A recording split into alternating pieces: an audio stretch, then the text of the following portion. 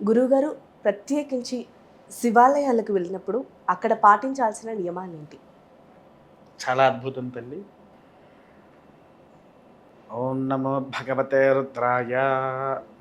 ఓం నమస్తే రుద్రమన్యవ ఉతోత ఇషభే నమః. నమస్తే అస్తు ధన్వనే బాహుభయాముతతే నమః.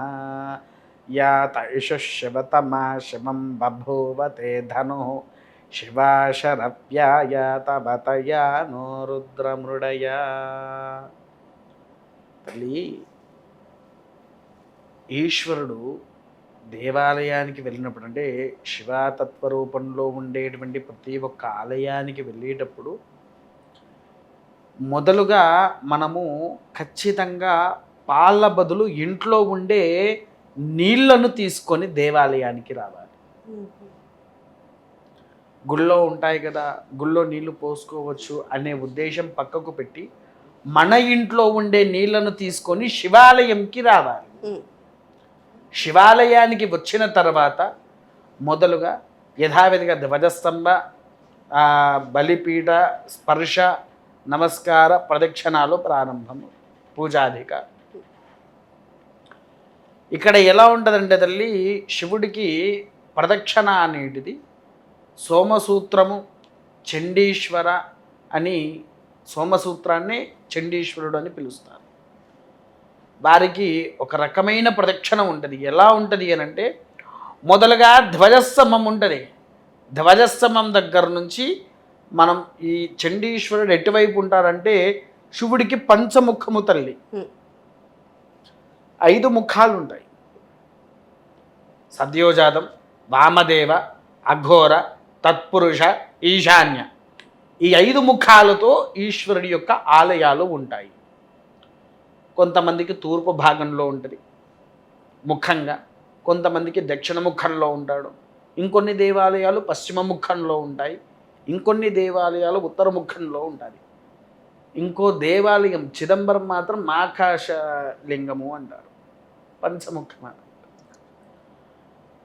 ఈ పంచముఖ లింగాల్లో ఉన్నప్పుడు, తూర్పు దిక్కున ఉన్నప్పుడు చండీశ్వరుడు కూడా తూర్పు వైపే ఉంటాడు. అంటే చండీశ్వరుడు వచ్చేసేసి తూర్పు ముఖంలో ఉండేటప్పుడు దక్షిణ ముఖంలో ఉంటాడు. అక్కడి నుంచి ఇలా వచ్చేసి మళ్ళీ నందీశ్వరుడు ఎలా ఉంటాడో, నందీశ్వరుడు వెనుక నుంచి చండీశ్వరుడి దగ్గరికి రావాలి. చండీశ్వరుడి దగ్గర నుంచి మొదలుకొని మళ్ళీ ధ్వజస్తంభం వరకు రావాలి. అంటే మనకు పూర్వము ఇలా ఉండేది, 9 ఇలా గీస్తాం కదా, 9 వచ్చిందా ఇక్కడ, ఈ 9కి మళ్ళీ ఇంకో గీత ఇటువైపు రివర్స్లో 9 చేసి దీన్ని యాడ్ చేయాలి. అర్థమైందారా? కాలేదు. అంటే ఈ చండీశ్వరుడి దగ్గర నుంచి, ధ్వజస్తంభం దగ్గర నుంచి చండీశ్వరుల వారి దగ్గరికి వెళ్ళి, చండీశ్వరుడి దగ్గర నుంచి నంది వెనుక వైపు నుంచి మళ్ళీ చండీశ్వరుడి దగ్గరికి వచ్చి, చండీశ్వరుడి దగ్గర నుంచి ధ్వజస్తంభం వరకు రావాలి. చాలామంది ఏం చేస్తారంటే, చెప్పేటి వాళ్ళు కూడా కొంతమంది, చాలామంది ఎలా చెప్తున్నారంటే, ధ్వజస్తంభం దగ్గర మొదలుపెట్టావా, ధ్వజస్తంభం దగ్గర తిరిగేసి చండీశ్వరుని ముట్టుకొని మళ్ళీ అక్కడి నుంచి ధ్వజస్తంభం వెనక వైపు నుంచి మళ్ళీ అటువైపు మళ్ళీ వచ్చి ఇక్కడికి రావాలి అని అంటారు. కానీ అది చాలా తప్పు తల్లి. విన్నారా? ఈ విధంగా మనం ఎప్పుడైతే ప్రదక్షిణ అనేటువంటిది చేస్తామో, కైలాసానికి వెళ్ళి వచ్చినటువంటి యొక్క యోగ్యత మనకు వస్తుంది. విన్నారా? కైలాసానికి వెళ్ళి పార్వతీ పరమేశ్వరుల యొక్క ప్రదక్షిణ గావించిన వాడి కింద మనకు పడి సకల యోగం అనేటువంటిది వస్తుంది. తర్వాత ఇంకొంతమంది చెప్తూ ఉంటారు, ఏమని అని అంటే, అయ్యా శివాలయానికి వెళ్తే నందీశ్వరుడికి దీపం పనికిరాదు అని అంటారు. పెడతారా గురుగారు? అంటే చాలా మటుకు చూడలేదు. ఖచ్చితంగా పెట్టాలి తల్లి. ఎందుకనంటే ఇందాకే చెప్పా, ఈ నందీశ్వరుడు బయట ఉండంగా శివుడికి చెప్పే కోరికలన్నీ నువ్వు ఎవరికి చెప్తున్నావు? నందీశ్వరుడు చెవులో చెప్తుంటావు. చెవులో ఎందుకు చెప్తున్నావు? పోయి శివుడి దగ్గరనే కూర్చొని చెప్పాలి కదా. అవును గురుగారు, కాకపోతే నంది చెవు నుంచి త్వరగా వింటాడని ఒక నానుడి కదా. నంది చెవుల్లో నుంచి చెప్తే, అదే నందికి గనక మనము కాస్త ఏంటిది మన వైపు రావాలని దువ్వుతే ఆయన ఏం చేస్తాడు? మనం చెప్పినట్టు వింటాడు. అవునా? ఒక ఎద్దు దగ్గరికి వెళ్ళి ఇలా దువ్వండి, నీకు ఇలా తల వంచేస్తారు. అవునా? అవును గురుగారు. అలా పెట్టేటప్పుడు ఏమవుతుంది, మనం అక్కడ పెట్టేసేసి ఆ దీపారాధన చేసేసి వారి మెళ్ళో గంట అనేది కట్టాలి. ఓకే గురుగారు. మనం దేవాలయంలో గంటలు కొడతాం కదా, అలా చిన్న గంటలు ఉంటాయి, ఆ గంట కట్టాలి. ఎన్ని గురుగారు? ఒక్క గంట? ఒక్క గంటే. ఓకే. నీ కోరికానుసారంతో ఆయనకు గంట కట్టాలి. ఓకే. మళ్ళీ శ్రావణ మాసంలో రాఖీ పౌర్ణమి అని వస్తుంది, ఐడియా ఉందా?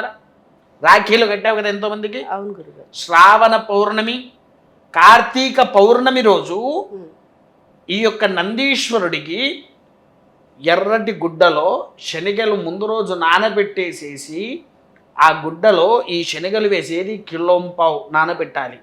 నానబెట్టేసి నందీశ్వరుడికి మెడ చుట్టూ ఆ యొక్క శనగలను కట్టాలి. అసలు వాస్తవానికి ఏమంటారో తెలుసా అమ్మ? శనగల భస్వన్న, శ్రీశైలంలో ఉండేటువంటి నందిని శనగల భస్వన్న అని అంటారు. ఎందుకు అవి శనగలంటే శనగలంటే నందీశ్వరుడికి చాలా ప్రీతి. ఓకే గురుగారు. మనకు గురుబలం కావాలి అన్న, ధనపరంగా మనం యొక్క యోగ్యత పొందాలన్నా, సకల రక్షణ కూడా మనకు ఉండాలి అనన్నా, ఆ నందీశ్వరుడి యొక్క అనుగ్రహం పొందేటట్టుగా వాళ్ళ మెడలో ఇది ఎప్పుడైతే కడతామో మనలో ఉండేటువంటి సకల అరిష్ట దోషాలు కూడా తొలగుతూ ఉంటాయి. అలా నందీశ్వరుడికి చేయాలి.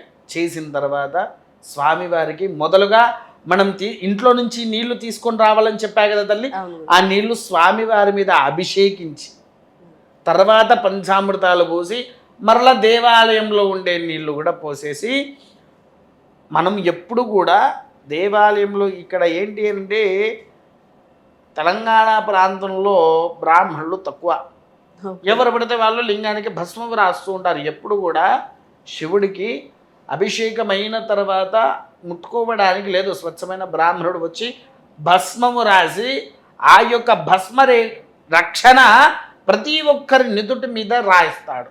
పండితులు కాకుండా ఇతర ఎవరు లింగాన్ని ముట్టుకున్నారనుకోండి, అప్పుడు దాని యొక్క శక్తి ప్రభావము వాళ్లకు తాకి చాలా ఇబ్బందులు పడతారు. ఇంకో విషయం చెప్తా వినండి. మామూలుగా హోమం చేస్తూ ఉన్నాము, హోమంలో బొట్టు అందరు పెట్టుకుంటున్నారు, డైరెక్ట్గా లోపల చేయబెట్టి హోమం బొట్టు తీసుకొని పెట్టుకుంటున్నారా? లేదు. ఎందుకు? కాలుతుంది కాబట్టి. కాలుతుంది. ఎక్కడి వరకు కాలుతుంది? చెయ్యంతా కాలుతుంది. చెప్పలేము, అది ఎక్కడెక్కడ కాలుతుందా కూడా చెప్పలేము. అవునా? ఆ శక్తులు ఉంటాయి. ఎప్పుడు వాళ్ళకి ఏం చేశారంటే అప్పుడు మన శరీరం కాదు కాలేది, మన జీవితాన్ని ఏదో ఒక మలుపు తిప్పేసి కాలు పెట్టేస్తాం. మరి ఇప్పుడు ఏదైనా దోషం గురించి ఏదైనా పరిహారం చేసుకునేటప్పుడు ఖచ్చితంగా శివలింగాన్ని మొత్తం మీ చేతులతో మీరు శుభ్రం చేయండి, పాలతో అభిషేకం చేయండి, నీళ్ళతో చేసి. అలా వేరు తల్లి, అలా వేరు. ఓకే. నార్మల్ గా అయితే అభిషేకం ముందు మనం మొత్తం తీసేసి నిర్మాల్యాలు తీసేసి పెట్టేది వేరు, విన్నారా? కానీ ఈయనకు భస్మము రాసేటప్పుడు మనము రాయకూడదు, వేదమూర్తులైనటువంటి బ్రాహ్మణుల చేతనే రాయిపిచ్చి ఆ రక్షణ మనం పెట్టుకోవాలి. అంటే మీరు ఓన్లీ పాల అభిషేకం నీళ్ళతో అభిషేకం చేశాక ఇంకా అక్కడి వరకే పొరపాటున అలా చేయిస్తే చేసిన వాళ్ళకే దోషం తగులుతుంది, అంతే తల్లి. ఆ విధంగా చేస్తే శివాలయంలో నందీశ్వరుడి దగ్గర దీపం పెట్టేసి మంచిగా ఆయనని ఎంత ఆరాధిస్తే అంత పుణ్య ఫలితాన్ని మనకి ఇవ్వడం అనేటువంటిది జరుగుతూ ఉంటుంది.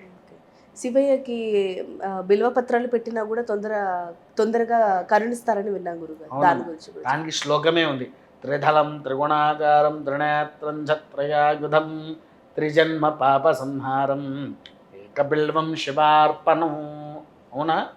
అంటే స్వామివారికి బిల్వదళాలు పెడితే 3 జన్మల పాపాలు కూడా పోతాయి అనేటువంటిది ఉన్నది. అది కూడా ఏంటిది? ఏకబిల్వము. త్రిధలం 3 బిల్వాలు, త్రిగుణాకారం 3 ఆకారాలు గలవాడు, త్రినేత్రంచ త్రయాయుధము 3 నేత్రాలు ఉన్నవాడు. త్రయాయుధం అంటే త్రిశూలము. అవునా? త్రిజన్మ పాప సంహారం 3 జన్మల పాప సంహారం ఏది? ఏకబిల్వం శివార్పణం. ఆ బిల్వం మనం స్వామివారి మీద పెట్టగానే మనలో ఉండేటువంటి పాపాలు హరింపజేసేస్తాడు. విన్నారా? అందుకోసమే ఈ పుష్పాలతో, ఈ మారేడాకులతో గనక అర్చనలు గావించిన, మారేడాకులతో అభిషేకాలు ఆచరించిన మనకే సకల యోగ్యత అందించి సకల క్షేమంగా మనల్ని చూసుకుంటారు ఈశ్వరుడు వారు. అదే గురుగారు, ఇప్పుడు శివాలయాన్ని సాయంత్రం దర్శించాలి, విష్ణు ఆలయాన్ని ఉదయం దర్శించాలి అని అంటుంటారు. మరి శివాలయాన్ని సాయంత్రమే ఎందుకు దర్శించాలి? దాని ప్రాముఖ్యత ఏంటి? ధర్మంగా వెళ్ళాలనుకుంటే 2 పూటలు దర్శించవచ్చు తల్లి. కాకపోతే సాయంత్రం పూట అంటే ఎప్పుడది కేవలం మాస శివరాత్రి అని వస్తుంది. అవును గురుగారు, ప్రతి నెల వస్తుంది. ప్రతి నెల మాస శివరాత్రి అని వస్తుంది.